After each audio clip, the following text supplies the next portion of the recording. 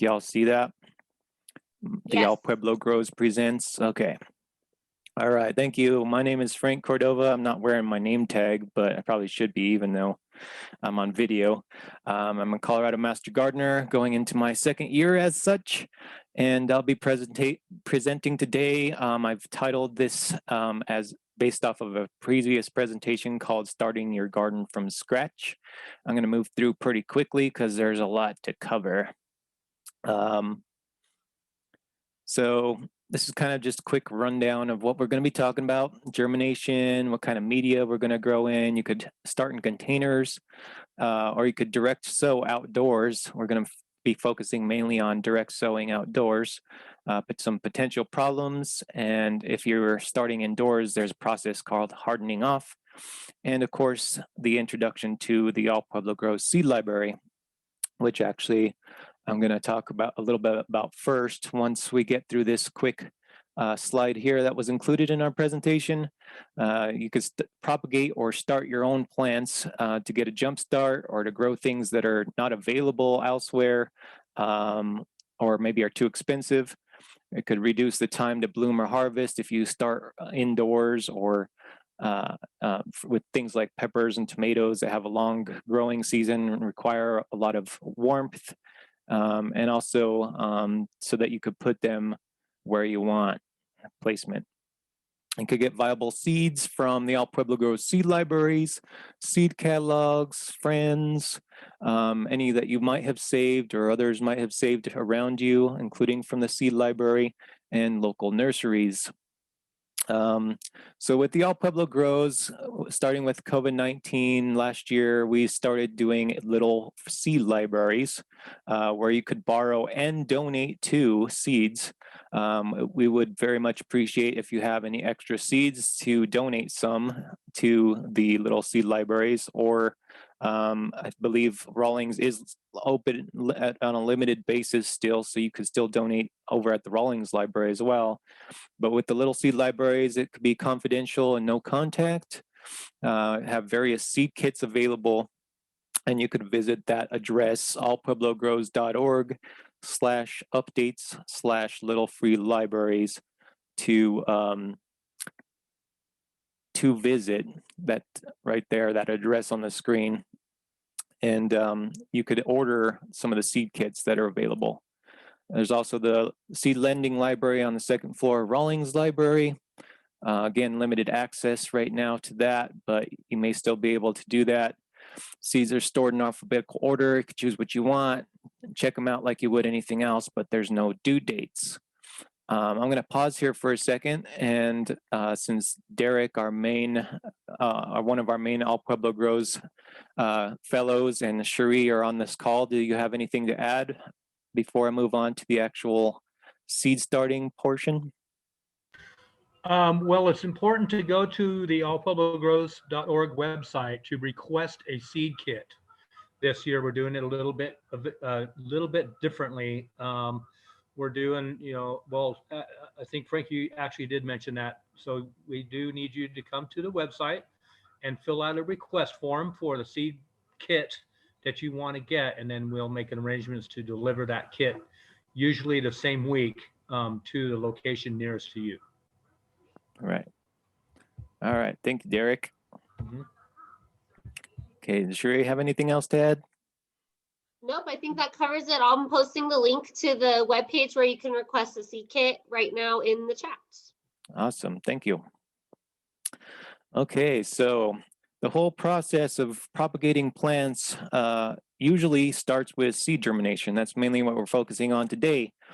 And in order to germinate seeds, they need to be viable or have viability. You need the correct temperature, moisture, and light conditions.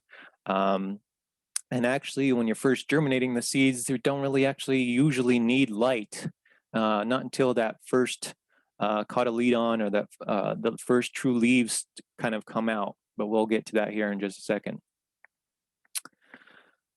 So the steps in seed germination are: you pretty much plant it and give it some water, and the water and oxygen, it does need air as well as water, get absorbed into the seed, and the stored food gets converted from starch to sugar, and the cell growth resumes. So in other words, it starts to actually grow. It's just kind of a dormant seed when it's dry until we have the right conditions with water, air, and a little bit of warmth usually. So here's a kind of a picture from left to right of what actually happens. There's a radical, or the root end kind of emerges out of the seed first and goes down into the ground. And then the hypocotyl, which is kind of the little stem, kind of comes out after the root. And then that pops out, and the cotyledon, or the first little leaves, come out. There's usually 2 of those in a dicot and 1 in a monocot. So monocots are usually grasses, and dicots are things like beans and peas and a lot of the other stuff, tomatoes. Most stuff that we'll be growing are going to be dicots. Then the primary leaves, those big leaves, come out, and then the trifoliate leaves. So then that's when our plant starts to mature and grow into a bigger plant. And by that time, we'll be transplanting if we're growing and starting in containers. So we want to make sure we use fresh, clean seeds and use soil which allows air and water to reach the seed and roots. Plant seeds, this is an important step here. You don't want to plant too deeply. Plant seeds at a depth of 2 times the diameter of the seed. That's a general rule. So most seeds, or a lot of seeds, are really small. So you really will only need to plant maybe like 1/4 of an inch to 1/2 an inch deep, something like that. So you don't want to plant way at the bottom of a container that's 2 or 3 or 4 inches deep. And you want to space them correctly based on the type of seed and how big the plant gets and all of that. Usually it'll tell you spacing on the seed packet as well. If you're starting indoors or containers, you want to use clean pots with good drainage. Usually holes in the bottom is best if possible. So let's see, I guess I had 2 slides in there, the same. Oh, actually, I guess it was 2-part slide. Missed the picture. So again, you want to clean your containers if they're plastic in particular and they've been used before. If they're brand new, they're probably clean enough, but it never hurts to wash with soap and water. And rinse them real well with 1 part bleach to 10 parts water is recommended.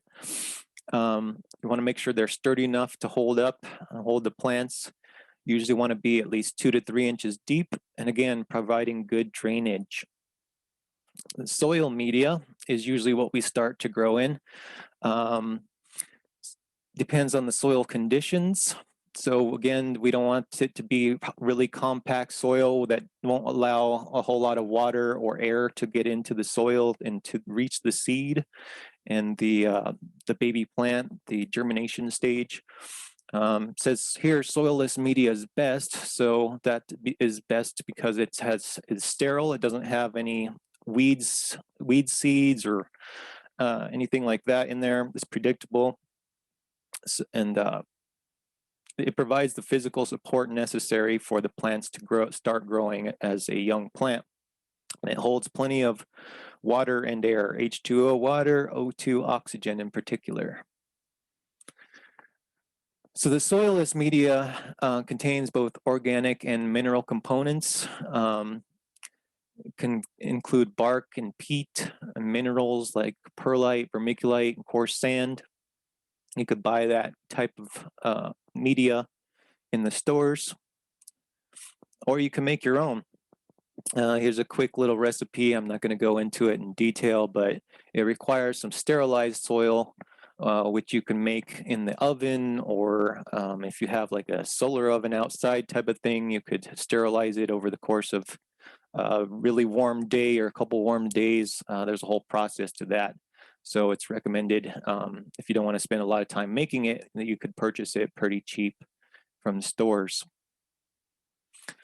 But there's a little layered example of one possible option for doing your own potting mix. It doesn't have to be this exactly. Just having one type of potting mix in a little container is just fine. But some people like to take the extra steps and do it this way, and that's good too. So, some tips to germination. You don't ever want to let the seeds get too dry before they germinate. Um, you want to water the soil thoroughly before you plant, and can make sure it's watered thoroughly afterward, but not too wet because that promotes diseases, which we'll talk about here shortly. And if possible, water from the bottom and allow the water to drain out. You could also cover it to keep the moisture in and to keep heat in as well. It's an option, but sometimes it's good to let it breathe also, especially once they actually pop out of the ground. You might not want to leave it covered all the time. You want to maintain the correct temperature. Sometimes if you have a cool environment, you might want to use heating mats. They're available for purchase online or in garden stores. And they usually prefer about room temperature kind of range. You could put them on the top of the refrigerator. That's a good place because that's usually a warm spot. So make sure it's warm, but not too warm, not too cold. Sometimes seeds require stratification or scarification. Stratification is usually when you put it into a cold spot for a while before you actually plant it. And scarification is with hard seed-coated seeds that don't easily take in much water or air. So you would need to use sandpaper or somehow break the outer coating, that hard seed coat, in order to get seeds to grow. This is not extremely common with most of our kind of spring crops, but sometimes that is necessary. Usually the seed packet will say, but stuff like tomatoes, peppers, squash, these types of things are not necessary. So there's the natural method kind of for the stratification. When seeds fall in the fall, in the springtime, they're able to germinate because they went through a natural freeze cycle on their own. But if we save the seeds ourselves, that natural seed cycle doesn't happen. So you have to stick it in the fridge or do something else to go through that cold cycle. And there's a stratification and description kind of with pictures in the refrigerator. You could use paper towels, or you could use a seed baggie, sandwich bag with some perlite. There's different methods to do that, but we're not going to go into detail with that today, but that's sometimes what needs to happen. Most of the time does not. Scarification is, again, when you scratch the surface of the seed because it's too hard to get water and air inside there. Again, that's pretty rare. And then you could also soak in water, and that'll make them expand and could help them grow faster. It's often done with beans or other types of seeds. So you soak them in water for hours or maybe overnight, and then transfer them into soil or another media to start. And when you actually plant, either indoors or outdoors, you want to really take into consideration the temperature based on the plant that you're growing. A lot of tropical plants like tomatoes and peppers and eggplant and squash and cucumbers, those types require warmer temperatures.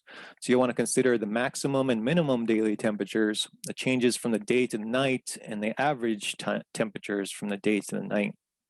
So we're going to talk about methods to protect your plants from extreme cold if they are certain plants that need that. I wanted to list some cool season crops and some warm season crops. I'm mainly talking about vegetables here. But there are some cool season and warm season decorative plants as well. But as for cool season crops, vegetable crops, there's stuff like peas, most lettuce and spinach, kale, radish, beets, arugula, onions, and garlic. Cool season crops like that grow best in the spring and before it gets too hot in summer, and may even die, like the peas and the lettuce and such will either die or they'll bolt, which means they kind of mature very quickly, get bitter, and get tall and produce seed, and then you don't want to eat them anymore. The warm season crops usually take longer also to grow and produce the fruit or the vegetable that you're after. Those include tomatoes, peppers, beans, zucchini, squash, corn, eggplant, cucumber, melons, and okra. So keep that in mind when you're planting. You could start a lot of the cool season crops outdoors immediately in the ground, but the warm season ones you might want to start indoors if you want to get a good crop off of those, especially long season ones like tomatoes and peppers. So you need to prepare the soil, grow or buy your plants or purchase seed, plant them indoors, or if you do, you'll need to transition them from indoors to outdoors. There's a process to that. And of course, you want to schedule to water, protect them, and monitor them for any possible diseases or pest infestations, that type of thing. So just wanted to show this quick slide. There are garden notes online on the Master Gardener website, garden notes 211 through 213, and these other ones that talk specifically about soil. And soil is one of the most important components, so you want to make sure your soil is great. Not just water, enough water and sunlight, but really soil is really important. So it's good to look up those garden notes if you can and read up on the soil. You could also do a soil test. The extension office has test kits available, I believe. So you could test for these specific types of things, certain levels of particular nutrients that plants need, soil texture, the acidity or basic, the pH, percent. I don't know what OM is off the top of my head. Maybe Derek or Cherie remembers what that is, but it's on the slideshow. Salt, slime, That means suggestion, organic matter. matter. Okay, yeah, you just reminded me when you said organic. Thanks. Organic matter is stuff that was alive or is alive in the soil. Old dead leaves or all sorts of stuff. Suggestions for soil improvement and soil structure. We'll touch a little bit about that again in this next slide. So organic matter, there's fact sheets on that as well. Numbers 241, 242, and 243. If you have a lot of clay and not a lot of organic matter in your soil, like a lot of places in Pueblo and around Pueblo do, you could add some good manure, like a peat moss, or all sorts of different kinds of organic materials. So I'm not going to spend a lot of time on that, but there's garden notes 241 through 243 that you could look up online to talk more about that. Sometimes you want to watch out for manures that may have a lot of salt in them, which would not be good for the soil, especially if you're getting it for free from neighbors or people you know. They might have, they might have cows or other animals that eat a lot of salt, and so that would have too much salt. But they sell manure usually in the stores that is usually pretty good, but it's not regulated, so it's kind of possible that you would get some high salt manure. And soil organic matter includes roots and organisms of all kinds, alive and dead. You could see a kind of a percentage here. Living roots and organisms, less than 5%. Dead is about less than 10%. There's decomposing and humus, which is really slow decomposing organic matter. But the organic matter is key to the quality of the soil and the growth of the plants. You can see organic matter as a whole only makes up about 5% of the whole soil. The rest is minerals, about close to 50% is minerals, 25% water, and 25% air. So once you got the soil prepped, you're ready to plant. So again, if you needed to, you could add amendments, work the soil. If you have good established soil, my recommendation, and actually the program's recommendation, is not to till too much. You don't want to disturb the soil if it's good soil too much. Rototilling every year is not generally recommended unless you have to. If it's terrible soil, once or twice, maybe couple years in a row, you could rototill, but generally that's not a good idea. You want to read the seed packet and other info about this particular seeds that you're growing. Make sure the temperature or other conditions are correct when you're ready to plant, depending on the species. And again, you need the right plant, and you need the right time, area to plant, soil depth, and place and spacing for the plants. So potential problems usually have to do with plant diseases, at least when you're starting out. And a lot of the times it's because there's too much moisture. We could overwater the plants, or maybe not enough moisture. If you're not, those are the two biggest causes probably for problems with starting plants. But the moisture must be consistent. Um, they also perform poorly in low oxygen environments. So if you have really compact soil that doesn't allow much air in for the seeds to start growing, that could be another problem. So you want that light, fluffier type of soil if you can get that when you're starting your seeds. So there's a damping off disease, which again usually comes from overwatering. So you want to sterilize your tools and containers. That was mentioned earlier. Use a light covering of sterile, sharp sand over the surface of the soil. You don't have to, but it could help. You want to hydrate the seeds from below using what's called capillary action. So if you have a watertight container underneath to catch extra water, and you water underneath, then the holes in the bottom of the container can suck up that water up from below to give to the soil, the seed, rather than watering from above and wetting the top of the plant. So that would prevent the damping off disease. And the last resort, rather than the first resort, is using fungicides diluted in water. So prevention is better than that. Ounce of prevention worth a pound of cure. So if you're starting indoors, there's an option, especially if you don't have a nice sunny window to put your plants next to, is using a propagation light with a box and possibly a heating system. There is kind of what is illustrated. I've never actually done it quite like that. I have used an indoor light, but I never used a heating pad or wires to do that. I think Derek has, I'm sure. But I've always just started by a window. Sunny windows has worked best for me. Frost protection. It's still cold out there, even though it's spring, and we're probably going to get some more rain and or snow and possibly even hail.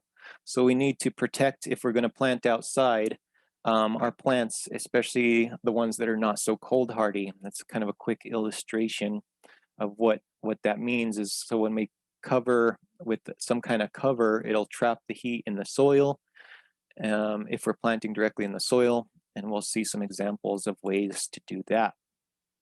So we got row covers as our first option. You could purchase those in most garden stores and things, or online. It'll only give a little bit of frost protection though, so if it gets super cold, this might not work very well on its own.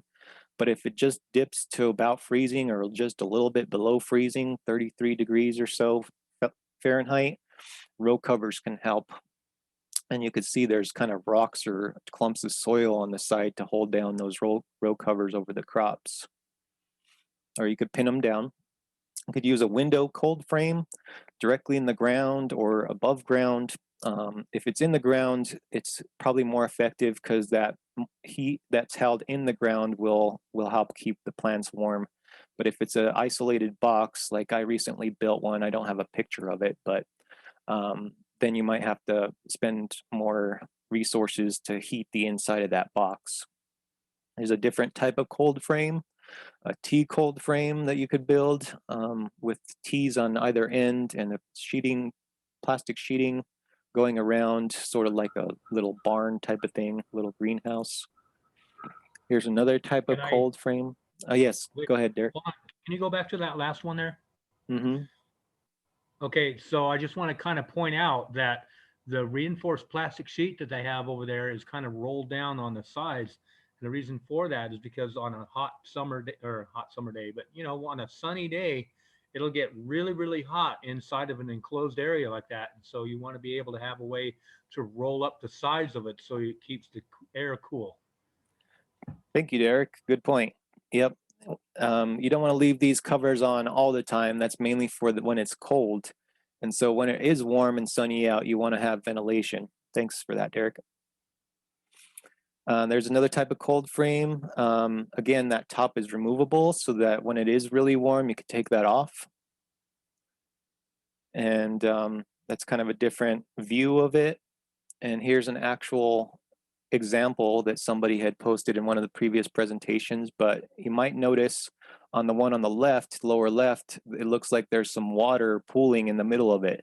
So depending on what type of plastic or whatever you're using or how much precipitation we've had in rain or snow, it could cause this to kind of fall inward and maybe trap the plants, or like if it's really heavy, you could crush the plants, which would not be very nice to do.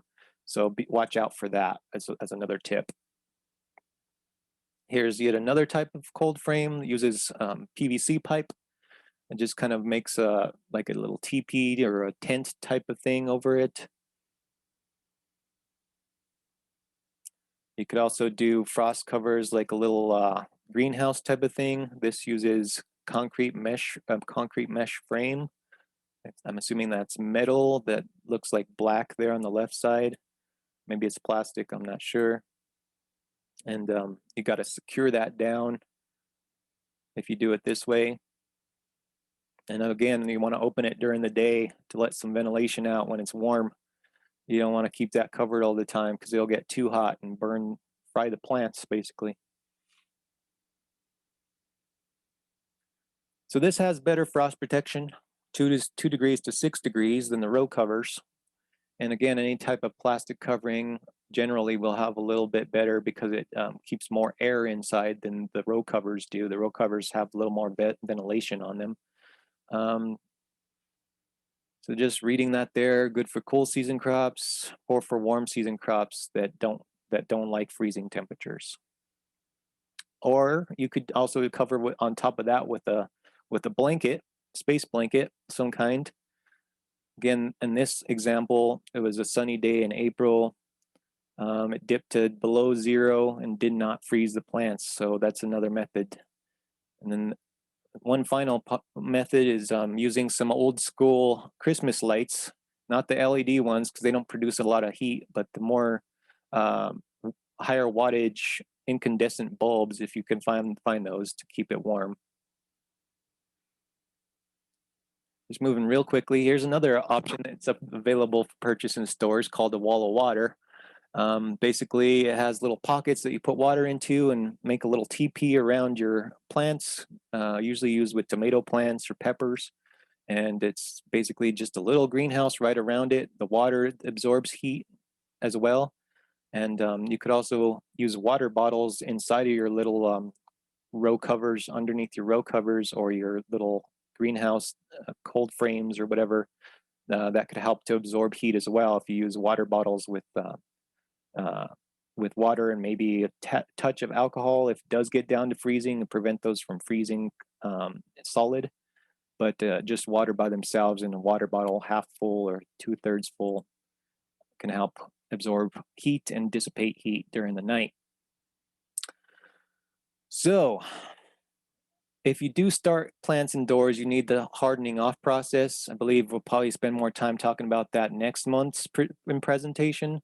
But the timing is important. So when you plant and when you transplant, you want to put the right plant in the right place. A lot of this is repetitive, but it's good to remember each one of these important things.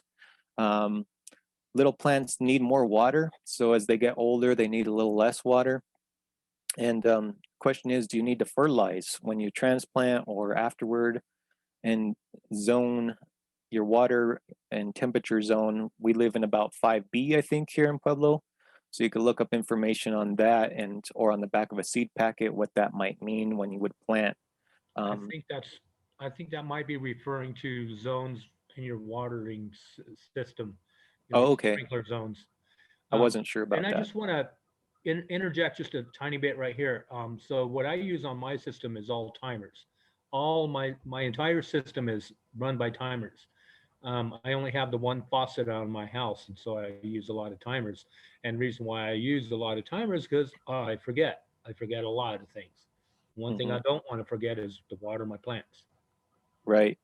Good point. And I wasn't sure what that meant. I meant to ask you or Cherie about that, but thanks for interjecting what you meant, what that means about the water zones, usually for a timer or irrigation system. And last year, one of the gardens I worked in, I used a timer also. So it watered every morning at the same time. And most of the garden did really well. But depending on the plants, they may get too much water, especially if it's rained a lot. You might want to use a rain delay button if you have that on your timer when it rains a lot. So just keep an eye on how much water things are getting. And or if your timer stops working, the battery dies, if it runs on a battery or something, then it's not going to get any water, enough water. So you want to keep an eye on that. So this is also taken from another slideshow, another brief talk about the Pueblo Grows collecting seed. I'm just going to run through this real quick for the sake of time. Could just kind of read through. Want to make sure seeds come from the fruit, botanical fruit. Peppers and squash and things are all fruit technically and botanically speaking, even though we don't think of them as fruit when we eat them. There's ways to collect seed based on the maturity. You always want mature seeds. You don't want from green seeds or green plants, tomatoes, for example. You want a mature tomato seed from there. You want to remove the chaff, which is like the stuff around the seed. You want to dry it to 8% or less moisture and store it about 40 degrees if you can, and keep it about 15% relative humidity. This doesn't have to be exact, but these are optimal conditions.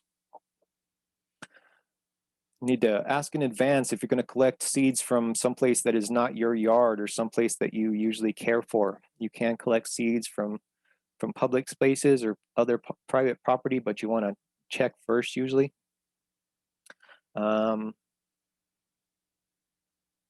Just some other things there. Use inexpensive paper envelopes is best for storing them in a cool, dry, and dark location. So I'm going to pause here for just a moment. Does anybody have any questions at this point in the presentation? Spend a couple minutes answering any questions if anybody has any. Count down 5, 4, Feel free to unmute or type 3, in the chat if you have 2, anything. 1. Yes, thanks, Cherie. You could unmute yourself, type in the chat. You can also type in the chat any questions you might have during this presentation. I might not see them because the way I have my presentation set up here, or the way I'm viewing it, but we will answer some at the end also. So I guess I'll continue on. So there's no Just question. one moment. Oh, yes. Earlier, when you were starting seeds, you mentioned sharp sand, I believe, to cover the soil. Right. What is sharp sand? That's a good question. I'm Oh, not I can sure. answer that. Yeah, sharp sand is you can buy a bag of sand. It's basically aquarium sand. And then you just want to take it home. You want to put it in the oven for about 180 degrees for about 30 minutes or so to sterilize it before you put it on your plants. Okay. Thank you. Thank you for that question, Mary. Any other questions before we continue on? Nope. Okay. Oops. What happened here? I guess that was maybe not the presentation that I wanted.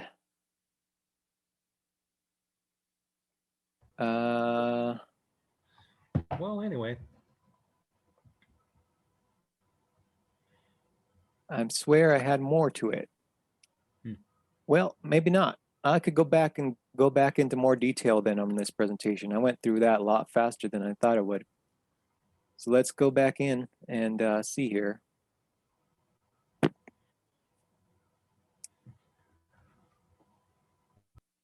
So soil, I want to spend more time on the soil. I think that would be good to do.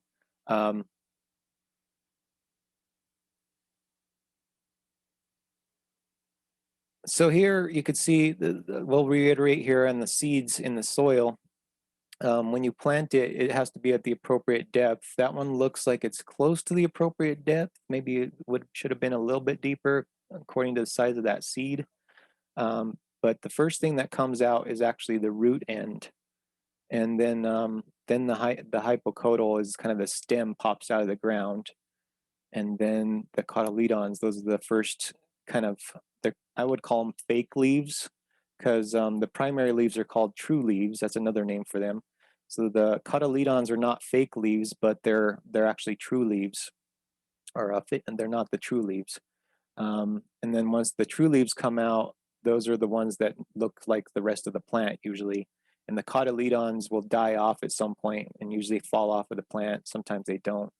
But another important thing that I didn't really mention in the presentation earlier about starting seeds is the amount of light is really important. If it's not getting enough light, these plants are going to get really tall, and they call it leggy, and they're not going to get real strong either. They're just going to be real tall and easy to fall over or get blown over in the wind. And that's another important factor, is if you can put these in a place where they get some airflow, or you could put a fan near them to blow onto the plants to give them extra air and to help them strengthen their stems as they're growing. And so both plenty of light and airflow are really important. But with the airflow and light, that could also dehydrate the soil. So you want to monitor your soil moisture as the plant gets going. So those are the three main factors: is the light, the air, and the water in the soil for growing these plants. So if you put them near a window, that's not guaranteed that that's enough light for them to not be leggy. I know this from experience. I started some tomatoes a couple years ago, not this past summer, but the previous summer. And they were near a window, but the window, even though it was south facing right toward the sun, the sun got too high in the sky and the window was too narrow to get enough sunlight throughout the day. So they got too leggy.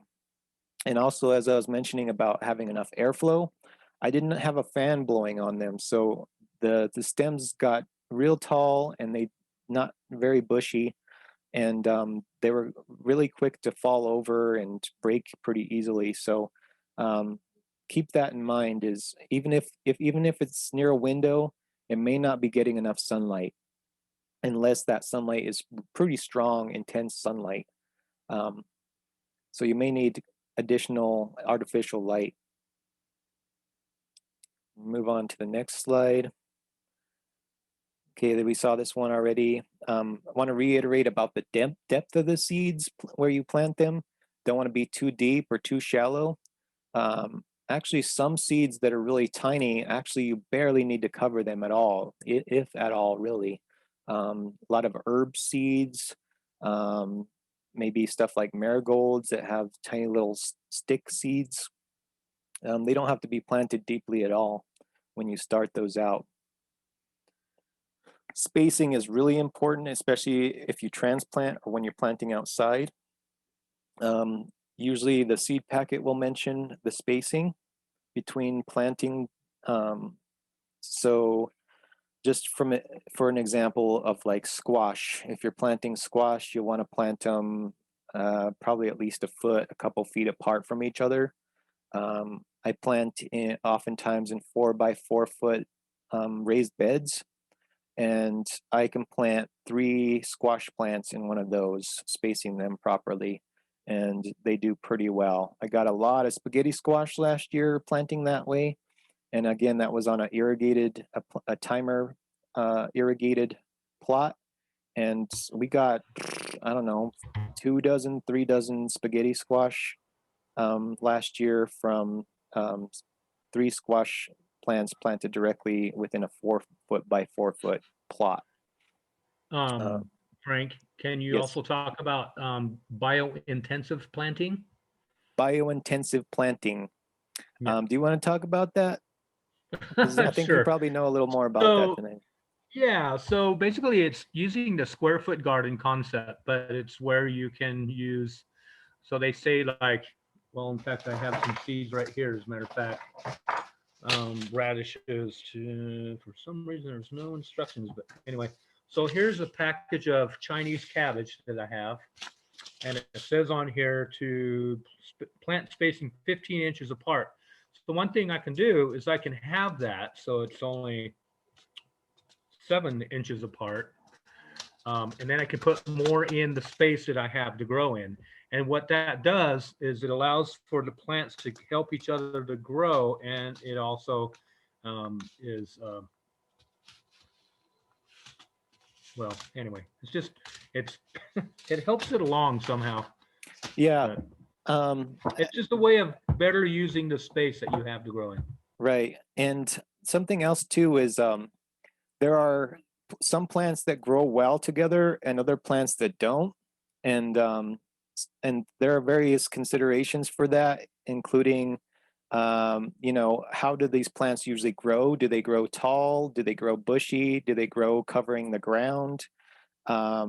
Different factors like that. And that's part of what Derek was getting at with the biointensive is I think is bare soil is generally not very good for plant health or soil health. And also, bare soil also is bad for weeds. Weeds come up. Yep. We want to hide the sunlight from the dirt so the weeds can't come up. Yep. Or at least Exactly. less of an opportunity for them to come up. Exactly. And so we want to use either mulch of some kind, which can range from, depending on what you're planting or growing, from rock to plastic to wood chips or leaf mulch. All those are various possibilities. Rocks and especially plastic are considered inorganic mulch or some kind of like rubber stuff. I don't recommend using a rubber mulch because it's kind of toxic usually to the soil. And unless you're growing nothing but decorative plants, maybe. But even then, I wouldn't recommend the rubber and plastic. I also personally don't recommend unless it's above the soil and you can remove it easily. But plastic is unfortunately really effective at helping keep the weeds down, especially if you use plastic first and then cover that with a wood mulch or something on top. But again, my personal preference is not to use a plastic mulch if at all possible. You could also use newspaper or cardboard. Those break down though over time. So they would work really well to prevent weeds for a while. And then once they've broken down, that would work less effectively to prevent weeds.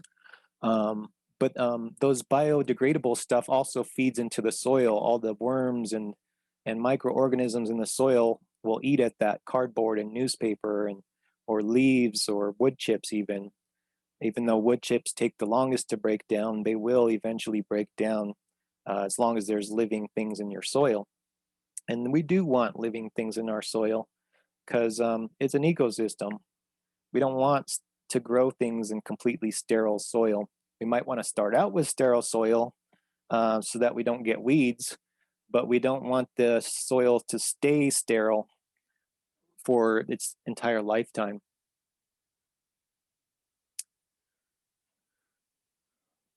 And kind of some more detail about these various containers in the pictures here.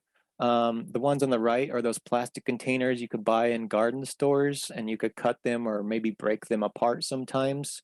The ones in the middle are a biodegradable sort of cardboard kind of based container, and you can see the hole in the center of the middle one. That's for drainage. And then on the left, I forget what they're called, but they're usually compacted and dehydrated when you first buy them in the store. And then when you soak them in water, they absorb all this water and they expand a little bit. And then you just poke a little hole in there and you plant directly inside those pods. So if you have the money or want to spend the money to do an easier way of planting, you could buy those types of pods and use those to plant in. There's smaller ones. It looks like that's probably a smaller one, and then there's larger ones. So depending on what you're starting, you could buy the small ones or you could buy the larger ones and plant in those, so you don't have to buy separate soil to start your plants in. It's kind of an all-in-one solution. But of course, the containers in the center or the containers on the right need to be filled with soil. And you can technically reuse the containers on the right there, those plastic containers, but you're going to want to wash them and sterilize them from season to season and make sure they're dry, clean and dry and well rinsed, so that there's not a lot of excess chemicals or bleach on the inside of those containers, or the outside of the containers for that matter.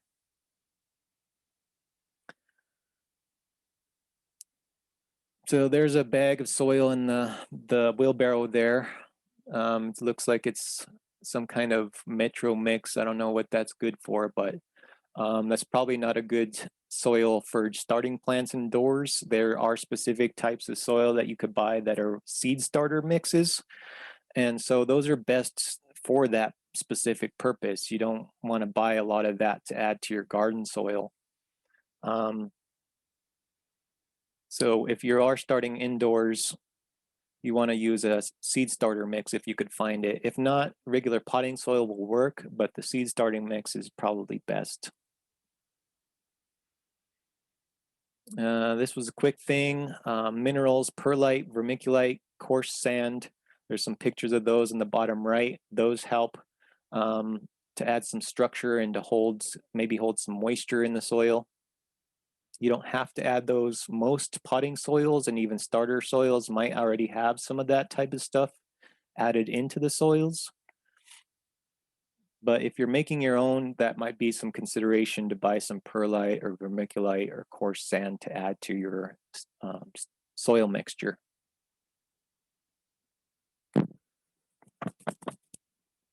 ASU, I don't know if that's a state university or where that recipe comes from, but we kind of glossed over this slide earlier, but it is about 1/3 sterilized soil, 1/3 sand, vermiculite or perlite, and 1/3 peat moss. So this is more of a recommended make your own starter soil. The peat moss is really airy and kind of fluffy even when wet. So that's why that is added in, because the sterilized soil by itself with sand or vermiculite, that'll just be too coarse and won't allow a lot of water to be absorbed or a lot of airflow to happen. So that peat moss is a really important ingredient there if you're going to make your own soil. What's our time like here? I can't see on my screen. 10:18. Okay. So I think we're about ready to wrap up, I think maybe, and take any questions. Soil, warmth, water, airflow. Those are the biggest important factors. And then temperature protection. Again, if you're starting seeds outside or in the spring, early springtime, and your plants are very warm liking plants like tomatoes or squash, cucumbers, etc., you'll want to use some kind of protection outdoors. Make a cold frame or a little greenhouse or something like that with all the various pictures we saw earlier. Remember, the temperature is the thing that can fluctuate the most in our region from day to night, especially. So we want to keep an eye on that until we're in the clear, pretty much as far as temperature goes, come late May, June, definitely into late June. It'll be super warm, so you probably won't, unless there's a kind of a freak snowstorm in June, which is not impossible, but very unlikely. So there's another look at the cool season crops and the warm season crops. This is not a complete list, but it is a short list of some things. So I would say you could plant starting cool season crops really soon outside. Warm season crops, you'll want to wait until closer to Mother's Day or thereabouts. Yeah, that's pretty much it. Any questions?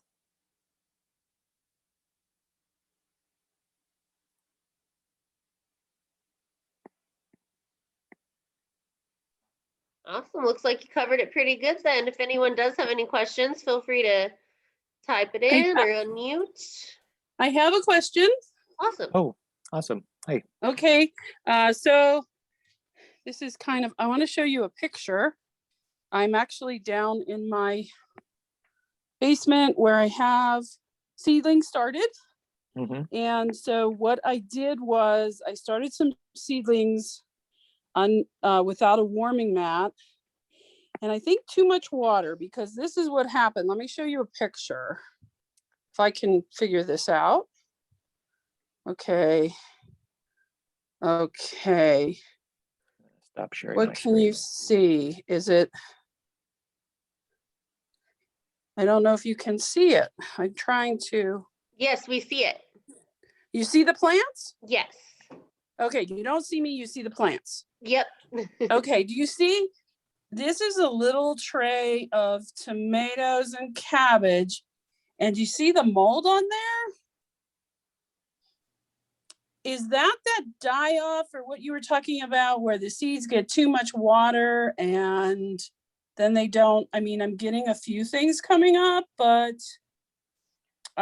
what I did was I got a warming mat, put it under there, but it was really wet. And so I'm getting a few things coming up, but like, Most likely, yeah, you have I too much see water. mold.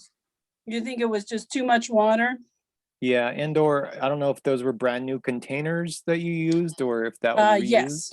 Yeah, they were those Burpee just came out with them. They have the little things on the bottom to pop out. Yeah, they were brand new. Okay. So I don't know if I'll get any more germination. This is at like 2 weeks. Yeah, also if it's in your basement, I don't know how much light they're getting. They're starting to look a little thin stemmed, kind of leggy already. They were kind of off to the side. I just purchased another light, and I think they'll do better. I'm going to lower this light and see if I can salvage some of what's here. I mean, the other things are going fantastic, Yeah. and I'm transplanting tomatoes right now. But so you think there was just too much water? Most likely. And okay. And maybe not enough Thank you. light or heat. Yeah. Okay. You know, well, I added the I mold can't- didn't grow until I added the heat mat. I can't read the sticks in there. What are those? Oh, that are growing in gold there? medal tomatoes, black cherry tomatoes, white cherry tomatoes, red Calibos cabbage. So they're heirloom tomatoes for the most part, except for the cabbage. Okay. Did you start those later than the rest of the tomatoes and stuff you have there, or were those They started on the just same time? started later because my seed order was late on those. These other ones are from the Pueblo Seed Company, Mhm. and they're Burnell's special and Cosmonaut Volkov tomatoes. I guess the one, I can't remember which one was developed in Pueblo, but these others, the cherries and the gold medal, were from Baker Creek.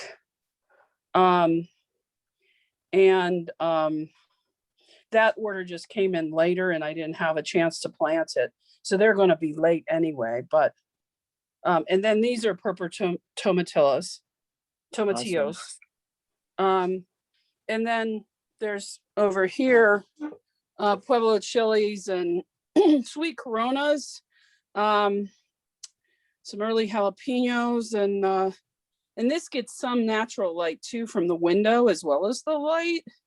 Mhm. And then some eggplants. And I never have luck with those King of the North peppers. They're always pretty sparse for me, but I'm not sure why. And early jalapenos. So,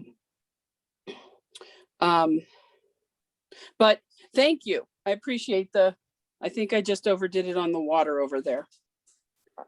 Yeah, that's likely the case. And like I said, maybe some more light. Maybe I have to put the lights down a little lower. They're up really high right now. Yeah. Okay, thank you. All right. Yeah, thank you. Does anybody else have any questions or comments, feedback? Does everybody use the seed library before, the All Pueblo Grows seed library? Does anybody have any seeds to donate to the library? Yeah, we will take I might. them I if have you to do. go through some of my seeds.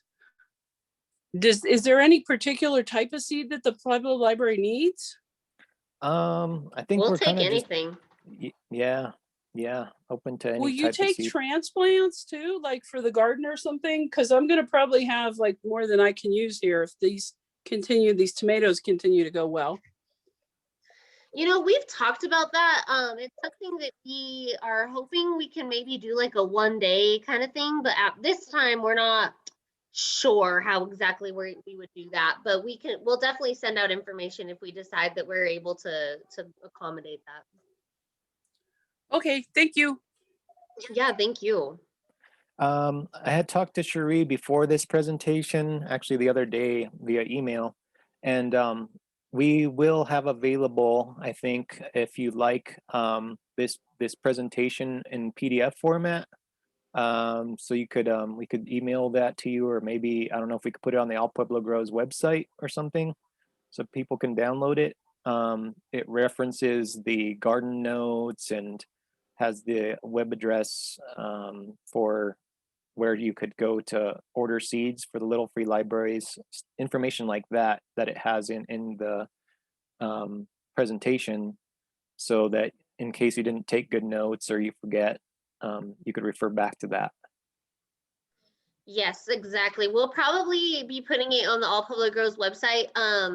But you know, if last time we sent it out via our email list, if you don't get our emails and you'd like to, I put my email address in the chat. You can just send me an email and I'll get you on the list. But I am hoping to get every presentation from this year up on the website so that everybody has access to it.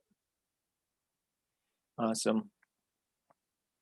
But yeah, if nobody else has anything, Frank, thank you so much. That was very inspiring and very informative, and everybody's probably ready to get outside and work on your garden now. So thank you very much, and Yeah, thank you thanks, to Frank. everybody for coming. Appreciate it. Yes, thank you.